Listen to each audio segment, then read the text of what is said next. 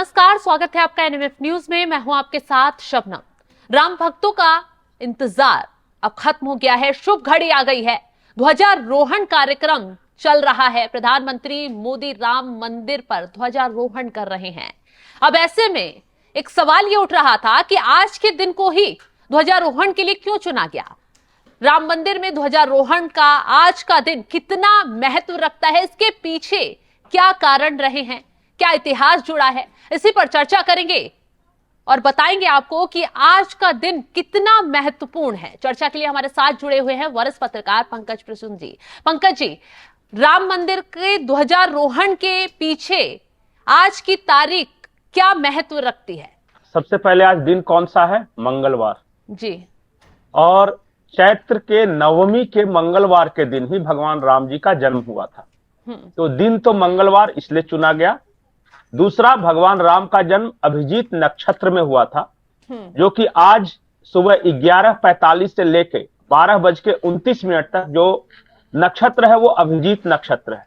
हाँ, क्योंकि तो इसे शुभ माना जाता है। हाँ, 11:45 से 12:29 के बीच में ही ये ध्वजारोहण होना है। तो एक तो राम जी के जन्म से जुड़ा हुआ अभिजीत नक्षत्र में, और नवमी के दिन मंगलवार को हुआ था, तो मंगलवार पड़ ही गया। अभिजीत नक्षत्र आज है। अब रही बात इस दिन का महत्व, ऐसी मान्यता है कि आज ही के दिन राम और सीता जी का विवाह संपन्न हुआ था। आज के दिन शादी हुई थी दोनों की, तो इसलिए ये दिन तो उस लिहाज से आज को हम लोग विवाह पंचमी बोलते हैं इसको। विवाह और पंचमी मिथिलांचल में, हाँ, मिथिलांचल और नेपाल में जहां से सीता जी बिलोंग करती हैं, वहां पे आपको आश्चर्य होगा कि आज के दिन बिल्कुल शादी नहीं की जाती। अच्छा, बिल्कुल नहीं। ऐसा क्यों? क्योंकि वहां के लोग मानते हैं कि हमारी बेटी को बहुत कष्ट सहना पड़ा था आज के दिन शादी की वजह से। सोचिए ना, जनक दुलारी इतने सुकुमारी और फिर गई वो वन वन भटकी, कभी उसका मतलब गृहस्थ जीवन अच्छा नहीं रहा, इसलिए मिथिलांचल और नेपाल के लोग आज शादी नहीं करते। लेकिन हाँ, बाकी उसके बाद इलाकों में जब अयोध्या में आइएगा और उत्तर प्रदेश और बिहार के दूसरे हिस्से में आएगा, तो आज के दिन सबसे ज्यादा के अलावा और नेपाल के अलावा अगर बाकी आप बिहार और उत्तर प्रदेश के दूसरे इलाकों में जाइएगा तो आज के दिन सबसे ज्यादा शादियां होती है, क्योंकि हर किसी की इच्छा है कि सीता जैसी पत्नी मिले। तो एक तो ये महत्व है कि आज के दिन शादी हुई थी। कि आज ही के दिन राम सीता की शादी हुई थी, तो आज का दिन बेहद खास हो जाता है। लेकिन इसके पीछे एक और वजह आपने बताई थी जिसकी आप चर्चा भी कर रहे थे। जी, वो भी बता रहा हूं। एक और मैं इसके साथ जुड़ी हुई बात है कि तुलसीदास जी ने आज ही के दिन रामचरितमानस लिखना समाप्त किया था। आज कंप्लीट कर लिया था रामचरितमानस। तो मार्गशीर्ष मास है, जो कि हिंदी जैसे चैत वैशाख ज्येष्ठ आषाढ़ सावन भादो आश्विन कार्तिक, तो ये जो मार्गशीर्ष आता है ना, तो आज ही के दिन रामचरितमानस लिखना बंद कर दिया था, मतलब समाप्त हो गया था उसका समापन, ये तुलसीदास जी ने। तो एक महत्व ये भी हो गया। लेकिन सिर्फ इतना महत्व नहीं है, हिंदुओं के लिए नहीं है। 1675 आज ही के दिन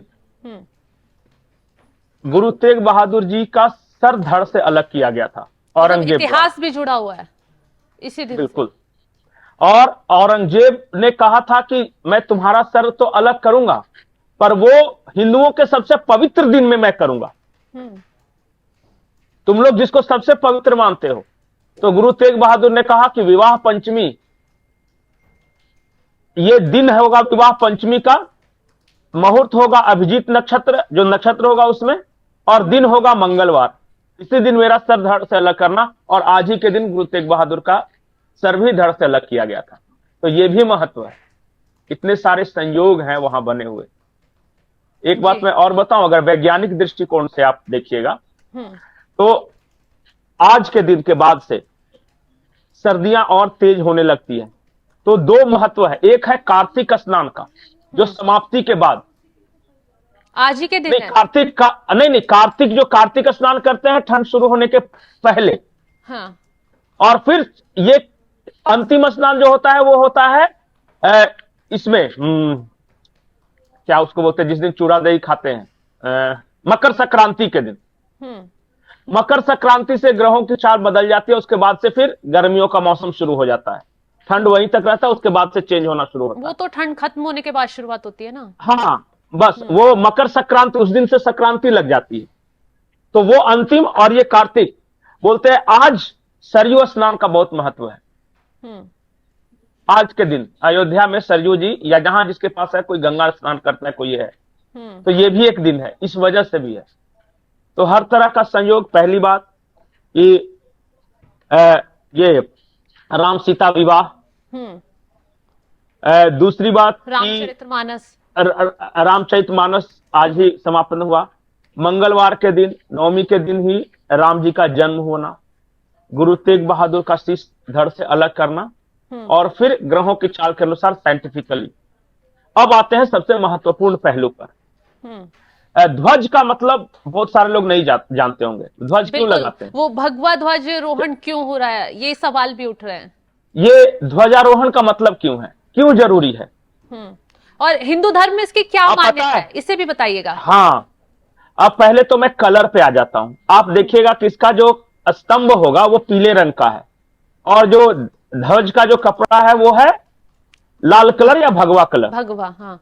जब राम सीता का विवाह हुआ था तो राम जी को पीला वस्त्र पहनाया गया था, पीले रंग की धोती पहने हुए थे वो, और माता सीता जो है वो लाल रंग का, जो ये भगवा रंग का जो उनका जो ये था वस्त्र था शादी के वक्त। तो इसलिए भी ये कलर चुना जाता है। और ध्वज के महत्व की बात क्या है कि ध्वज कहां लगा होता है? धरती से जुड़ा हुआ। अच्छा। और वो ऊपर आसमान की तरफ रहता है, तो ये कहते हैं धरती और शिखर पर, बिल्कुल। हाँ। तो इसका ये कहते हैं धरती और आसमान का मिलन है, यानी सीता जी मां धरती की संतान थी, राम जी भगवान विष्णु के अवतार थे, स्वर्गलोक से आए थे, और ये दोनों का मिलन का भी ये प्रतीक है, ये ध्वज। जमीन इस आसमान तरह से भी इसे देखा। हाँ, और बाकी तो साइंस की बात करेंगे तो बहुत तरह से लोग बताएंगे। कोई कहता है कि जब बिजली गिरती है तो हमेशा जो नुकीली चीज होती है वहां पे तो गुड कंडक्टर ऑफ इलेक्ट्रिसिटी, इस वजह से है वो बिल्डिंग पूरी सुरक्षित रहती है। वो जो बहुत ऊंचे ध्वज के आसपास जो लोग होते हैं वो सुरक्षित रहते हैं, क्योंकि उनके ऊपर बिजली नहीं गिरती, वो बच जाते हैं। तो विज्ञान, ज्ञान और आध्यात्म तीनों का अद्भुत मिलन है। और दिन, नक्षत्र, मैंने सब कुछ बोला, तो हर तरह से देखेंगे तो आज का दिन बेहद शुभ है। समय अभिजीत नक्षत्र है, अभिजीत नक्षत्र में हर शुभ काम करने की परंपरा है, इस वजह से आज का दिन चुना गया। पंकज जी, एक चीज और है ना, ध्वजारोहण जो किया जाता है मंदिर पर, वो उस वक्त किया जाता है जब मंदिर का निर्माण कार्य पूरा हो जाता है, ये इस चीज का भी प्रतीक है। बिल्कुल, हाँ। वो जैसे हर शुभ काम कंप्लीट होने से पहले, जैसे मंदिर जो है ना, हमारे यहाँ कहा जाता है यज्ञ की तरह है। आप एक तपस्या कर रहे हो, अगर मंदिर निर्माण करा रहे हो तो वो आसान नहीं है। बिल्कुल। आपको, हाँ, तो जब ये पूरा एक तरह से यज्ञ मतलब पवित्र काम, जब भी आप कोई पूर्ण काम पूर्ण कर लेते हो तो एक मार्क ऑफ रिस्पेक्ट, अगर कोई योद्धा हो तो फतह को लेके या जीत को लेके वो ध्वज गाड़ता था पहले, कि वो मेरा काम, मिशन कंप्लीट हो गया।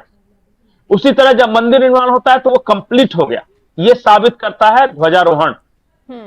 लास्ट में कोई भी काम, जैसे आपके यहां भी कोई भी जब शुभ काम, जब कोई ये लेते हो तो अंत में, जैसे पूरी दुनिया में यह प्रथा है, ऐसा नहीं कि भारत में सिर्फ है, क्योंकि कहीं ना कहीं से लोग बोलता है कि ज्ञान विज्ञान तो यहीं से निकला है ना। बिल्कुल। और फिर धीरे धीरे धीरे धीरे फैला है। तो उसका भी है, कहीं भी आप जाएंगे दुनिया में, कहीं भी अगर देखें कोई मिशन अच्छा काम होता है तो वहां फ्लैग वहां लगाने की परंपरा है। यहां तक कि जब नील आर्मस्ट्रांग जब गए थे तो उन्होंने भी चांद पे एक अपना झंडा गाड़ा था। वो चाहे अमेरिकन हो, चाहे अरब्स हो, चाहे कोई भी हो, तो ध्वजारोहण मतलब कि मिशन कंप्लीटेड, अगर अंग्रेजी में ये विजय का प्रतीक भी कहा इसका ये, हाँ, जीतेगा तभी तो ध्वजारोहण करेगा, जो हारेगा उसका तो। सबसे पहले जब आक्रमणकारी आते थे ना, तो मंदिर के शिखर पर लगे ध्वज को ही गिराते थे कि अब हम बर्बाद करने आ गए। चलिए, बहुत बहुत शुक्रिया पंकज जी तमाम जानकारी देने के लिए। तो देखा आपने आज की तारीख का और आज के दिन का कितना महत्व है, और इस दिन को इसीलिए चुना गया है क्योंकि आज भगवान राम और मां सीता का विवाह हुआ था। तो आज का दिन बेहद खास हो जाता है। भारत में इस दिन को खास मानते हुए। आज शादियां भी बहुत होती हैं, तो पॉजिटिव इस चीज का महत्व भी है और नेगेटिव भी है, जैसा कि पंकज जी ने आपको बताया। फिलहाल इस दिन को खास और बना दिया है जब ध्वजारोहण हो रहा है राम मंदिर का। प्रधानमंत्री मोदी कार्यक्रम में पहुंच चुके हैं, कार्यक्रम की शुरुआत हो चुकी है। तमाम तस्वीरें हम अयोध्या की आपको दिखाते रहेंगे। बने रहिए एनएमएफ न्यूज के साथ। नमस्कार।